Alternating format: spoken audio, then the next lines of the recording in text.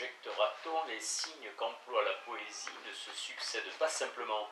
Ils sont aussi arbitraires et comme signes arbitraires, ils sont susceptibles de représenter des corps tels qu'ils existent dans l'espace. On en trouve des exemples chez Homère lui-même. Il suffit de se rappeler le bouclier d'Achille pour avoir l'exemple le plus concluant de la manière détaillée, et pourtant poétique, dont on peut représenter un objet isolé d'après la juxtaposition des différentes parties dont il est formé. Je vais répondre à cette double objection. Je dis double parce qu'un raisonnement juste n'a pas besoin de s'appuyer sur un exemple, et parce que par ailleurs un exemple d'Homère a du poids pour moi même lorsque je ne puis le justifier par aucun argument. Le raisonnement est juste, puisque les signes du langage sont arbitraires. Il est possible que par leurs moyens on parvienne à représenter l'une après l'autre les parties d'un corps, alors que dans la nature elles se trouvent juxtaposées. C'est là une propriété du langage et de ses signes en général, mais ce n'est pas cette qualité qu'ils sont le plus appropriés au but de la poésie. Ce n'est pas par cette qualité. Le poète ne veut pas seulement être compréhensible, il ne suffit pas que ses images soient claires et précises. C'est ce dont le prosateur se contente. Mais le poète veut rendre les idées qu'il éveille en nous si vives que dans notre transport, nous croyons éprouver les impressions sensibles des objets eux-mêmes, et que dans ce moment d'illusion, nous cessions d'avoir conscience du moyen, des mots qu'il emploie pour parvenir à ce résultat. C'est ce qui a été démontré plus haut par la définition du tableau poétique. Le poète doit toujours peindre. Nous allons voir jusqu'à quel point les corps, par la juxtaposition de leurs diverses parties, se prêtent à cette peinture. Comment acquérons-nous la notion précise d'une chose étendue dans l'espace? Nous nous représentons d'abord les parties séparément, puis les rapports de ces parties et finalement le tout. Nos sens accomplissent avec une si étonnante rapidité ces différentes opérations qu'elles nous semblent n'en former qu'une, et cette rapidité est absolument nécessaire pour que nous puissions nous former du tout une notion qui n'est que le résultat de la notion des parties et de leur rapport. Admettons maintenant que le poète nous conduise dans le plus bel ordre d'une des parties de l'objet à l'autre. Admettons qu'il sache nous rendre aussi évident que possible les rapports de ces parties. Combien lui faudra-t-il de temps pour cela? Ce que l'œil aperçoit d'un seul coup, il en détaille chaque élément et souvent il arrive qu'au dernier trait, nous avons oublié le premier. Pourtant, c'est à partir de ces traits qu'il faut que nous composions le tout. Les détails soumis à l'examen de l'œil restent devant lui. Il peut les parcourir et les parcourir encore. Pour l'oreille, au contraire, les détails entendus sont perdus s'ils ne restent pas dans la pensée. Admettons même qu'ils y restent. Quelle peine, quel effort n'en coûte-t-il pas pour renouveler avec autant d'intensité, précisément dans l'ordre voulu, les impressions produites et pour les embrasser d'un seul coup avec une promptitude mesurée, afin d'arriver à une vague notion de l'ensemble. Que l'on essaie sur un exemple qui peut passer pour un modèle, en son genre. Les Alpes par von Haller. Là, la noble gentiane élève sa tête orgueilleuse au-dessus de la foule plus humble des herbes plébéiennes. Tout un peuple de fleurs serre sous son drapeau. Sa sœur, à fleurs bleues, elle-même s'incline pour l'honorer. Ses fleurs, d'un or brillant, disposées en rayons, s'élèvent en pyramide sur la tige et couronnent son vêtement gris.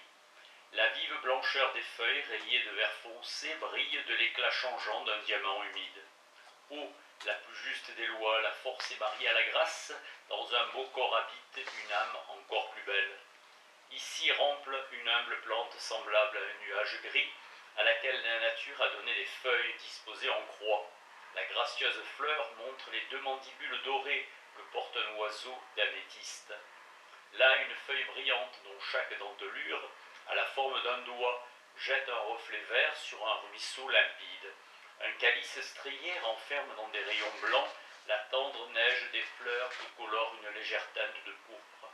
L'émeraude et les roses fleurissent aussi sur la bruyère qu'on foule aux pieds et les rochers se couvrent d'un vêtement de pourpre. Voilà des plantes et des fleurs que le savant poète dépeint avec beaucoup d'art et d'après nature. Il les peint, mais sans aucune illusion. Je ne veux pas dire que celui qui n'aurait jamais vu ces plantes ni ces fleurs ne s'en formerait aucune idée, d'après son tableau.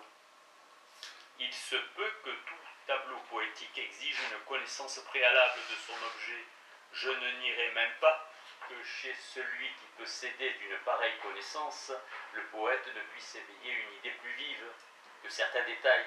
Je lui demande seulement ce que devient l'idée de l'ensemble. Pour qu'elle atteigne toute sa netteté, aucun détail particulier ne doit prédominer, mais la lumière la plus vive doit paraître répandue également sur tous. Notre imagination doit pouvoir les parcourir tous avec la même rapidité pour se représenter par leurs moyens d'un seul coup ce que dans la nature on voit d'un seul coup. Est-ce ici le cas? Et si ce ne l'est pas, comment a-t-on pu dire que l'image la plus ressemblante d'un peintre serait pâle et morne auprès de cette description poétique? Elle reste infiniment au-dessous de ce que des lignes et des couleurs peuvent exprimer sur une toile, et le critique qui en fait cet éloge, exagéré, a dû la considérer sous un point de vue complètement faux. Les ornements étrangers que le poète y a entremêlés, l'inspiration s'élevant au-dessus de la vie végétale, le développement des qualités internes auxquelles la beauté extérieure ne sert que d'enveloppe, ont dû l'occuper plus que cette beauté elle-même, plus que le degré de vivacité et de ressemblance de l'image que le peintre ou le poète peut nous en donner. C'est pourtant uniquement de cela qu'il s'agit ici, et pour te dire que ces seuls vers peuvent rivaliser avec l'impression produite par l'imitation d'un Jus sum. Il faut n'avoir jamais interrogé ses sentiments ou vouloir les dissimuler délibérément. Jan von Husum, 1682-1749, paysagiste et peintre de fleurs hollandais remarquable par le réalisme de sa facture. Lorsqu'on tient les fleurs elles-mêmes à la main, il peut être très joli de réciter ces vers en les y comparant, mais par eux-mêmes ils disent peu de choses et même rien du tout. J'entends à chaque mot le poète à l'œuvre, mais je suis bien loin de voir la chose même. Je le répète donc, je ne refuse pas au langage en général le pouvoir de dépeindre, au moyen de ses différentes parties, un ensemble matériel. Il peut le faire parce que les signes qu'il emploie, bien que se suivant les uns les autres, sont cependant des signes arbitraires. Mais je refuse ce pouvoir au langage, en tant qu'il est l'instrument de la poésie, parce que de semblables descriptions par les mots manquent de l'illusion, qui est le principal caractère de la poésie. Cette illusion, dis-je, doit leur manquer parce que le caractère de coexistence du corps s'y trouve en opposition avec le caractère de consécutivité du langage. Et tandis que le premier disparaît dans le dernier, la constitution de l'ensemble nous apparaît, il est vrai, dans ses parties, et le rapprochement définitif de ces parties, pour reconstruire le tout, devient extraordinairement difficile, souvent même impossible. Partout où il ne s'agit pas d'illusion, où l'on n'a affaire qu'à l'intelligence de son lecteur, et où on ne tend qu'à cette notion précise et aussi complète que possible, ces descriptions des corps, exclus de la nature, peuvent bien trouver place, et non seulement l'écrivain en prose, mais encore le poète didactique. Car là où il est didactique, il n'est pas poète, peuvent les employer avec un grand profit. C'est ainsi par exemple que Virgile, dans son poème sur l'agriculture, décrit une vache propre à faire race. La vache la meilleure a le regard farouche, la tête d'une informe beauté, le cou épais et qui laisse tomber jusqu'à ses jambes, son fanion pendant, ses flancs allongés s'étendent sans mesure, elle a tout grand même le pied, et sous ses cornes recourbées, on voit poindre deux oreilles velues. J'aime celle qui est tachetée de noir ou de blanc, qui secoue le joug, qui de temps en temps menace de la corne, qui tient du taureau par le mufle, qui hôte de corps balaye en marchant la poussière de sa queue. Ou bien un beau poulain, son front est élevé, sa tête est fine, son ventre mince et sa coupe large, sa croupe. Des muscles vigoureux se dessinent sur son généreux poitrail. Qui ne voit qu'ici le poète a voulu analyser les parties plutôt que décrire l'ensemble? Il veut nous énumérer les caractères distinctifs d'un beau poulain, d'une vache bien conformée, afin de nous permettre de juger la valeur de l'un ou de l'autre, selon que nous y retrouvons plus ou moins de ces caractères. Mais il pouvait lui être parfaitement indifférent de savoir si ces caractères étaient susceptibles de se réunir facilement pour former une image vivante. En dehors de cet emploi, et sans l'artifice homérique indiqué ci-dessus qui change le caractère de coexistence en une véritable succession, les peintres détaillés d'objets corporels ont toujours été considérés par les juges les plus délicats comme un froid jeu d'esprit qui demande peu ou pas de génie. Quand le mauvais poète n'en peut plus, dit Horace, il commence à décrire un bocage, un hôtel, un ruisseau serpentant à travers de riantes campagnes, un torrent qui mugit, un arc-en-ciel. Dans Art poétique, c'est un bois sacré, l'hôtel de Diane, ou bien un ruisseau qui serpente avec 1000 détours dans les riantes campagnes. Ailleurs, c'est le Rhin, le grand fleuve, ou l'écharpe humide d'Iris. Pope, dans la virilité de son talent, considérait avec un profond dédain les essais descriptifs de son enfance poétique. Il disait expressément que quiconque veut porter dignement le nom de poète doit dès que possible abandonner le genre descriptif, et il définissait ce genre de poème comme un festin composé uniquement de sauce. Quant à M. von Kleist, je puis affirmer qu'il ne faisait aucune illusion sur son printemps. S'il avait vécu plus longtemps, il lui aurait donné une toute autre forme. Il pensait y ajouter un plan et songeait au moyen de dérouler devant nos yeux, dans un ordre naturel, et les unes après les autres, cette foule d'images qu'il semblait avoir, au hasard arrachées ici et là dans l'espace infini de la nature rajeunie. Il aurait probablement fait ce que Marmontel, à l'occasion de ses églogues, n'hésitait pas à conseiller à plusieurs poètes allemands.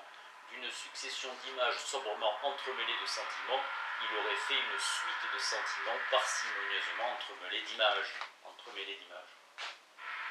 Jean-François Marmontel, 1723-1799, homme de lettres et dramaturge, auteur d'un traité de la poétique française en 1763 et collaborateur de l'encyclopédie. Et l'on voudrait qu'Homère lui-même soit tombé dans ces froides peintures d'objets matériels.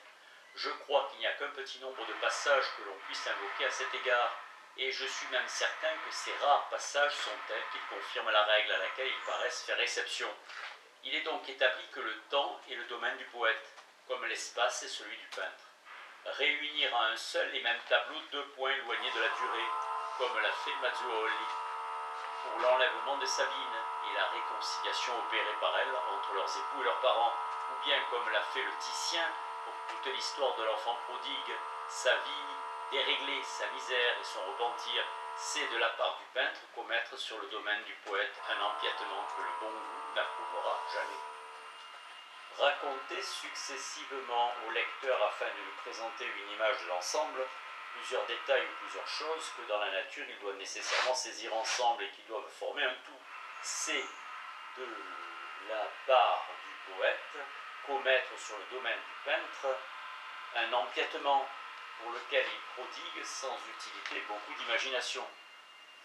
Pourtant, de même que de sages et bienveillants voisins, tout en ne permettant pas que l'un prenne au cœur même du domaine de l'autre des libertés inconvenantes, usent cependant sur les limites extrêmes d'une indulgence réciproque qui compense de part et d'autre les petits empiètements que l'imprévu des circonstances oblige l'un à faire sur les droits de l'autre. De même en est-il pour la peinture et la poésie. Je ne veux pas à ce propos insister sur ce que dans les grands tableaux d'histoire, le moment choisi est presque toujours un peu étendu et qu'il n'existe peut-être aucun ouvrage très riche en personnages dans lequel chacun d'entre eux ait exactement la place et la pose qu'il devait avoir au moment de l'action principale. Pour l'un, elles sont un peu antérieures, pour l'autre un peu postérieures. C'est là une liberté que le maître doit justifier par quelque artifice de disposition, par le rapprochement ou l'éloignement de ces personnages, lequel leur permet de prendre une part plus ou moins instantanée de ce qui se passe. Je ne m'appuierai que sur une remarque faite par M. Mengs à propos des draperies de Raphaël. Chez lui, dit-il, tous les plis sont motivés, soit par leur propre poids, soit par l'action des membres. Souvent, on voit par leur disposition comment ils étaient auparavant. Raphaël y a même mis une certaine intention. On voit par les plis si une jambe, un bras, avant le mouvement actuel, était en avant ou en arrière. Si le membre auparavant plié s'est étendu, s'étend ou bien si ayant été étendu, il se replie. Il est incontestable que dans cette circonstance, l'artiste a réuni en un seul deux instants différents. En effet, puisque lorsque le pied qui était en arrière se porte en avant, la partie du vêtement qui le recouvre suit immédiatement, à moins que le vêtement ne soit d'une étoffe très raide, et par cela même très peu convenable pour la peinture. Il n'existe donc aucun moment où le vêtement fasse le moindre pli autre que celui qu'exige le mouvement actuel du membre. Lui fait-on faire un autre pli, on représente le vêtement dans le moment précédent et le membre dans le moment actuel. Néanmoins, qui regardera de si près avec l'artiste s'il trouve son avantage à nous montrer à la fois ces deux instants? Qui ne le louera pas bien plutôt d'avoir eu l'intelligence et la hardiesse de commettre une si petite faute pour obtenir une expression plus parfaite? La même indulgence doit être accordée au poète. Son imitation progressive ne lui permet rigoureusement de montrer à la fois qu'un seul côté, qu'une seule qualité de ses objets corporels. Mais si l'heureux génie de sa langue lui permet de le faire d'un seul mot, pourquoi lui serait-il interdit d'ajouter de temps en temps un second mot? Pourquoi pas encore un troisième quand cela en vaut la peine? Ou bien même un quatrième? J'ai déjà dit que chez Homère, un vaisseau par exemple, est ou simplement le noir vaisseau, ou le vaisseau profond, ou le rapide vaisseau, tout au plus le noir vaisseau bien garni de rameurs. Il est bien entendu que je parle de sa manière en général. Ça et là, on trouve un passage où il ajoute la troisième épithète, pittoresque. Dans l'Iliade, des roues rondes, des reins à 8 rayons. Même la quatrième, un bouclier partout poli, beau, des reins arrondis. Qui l'en blâmera? Qui ne lui sera pas beaucoup de gré de cette petite exubérance en voyant quel bon effet elle peut produire dans un petit nombre de passages convenables?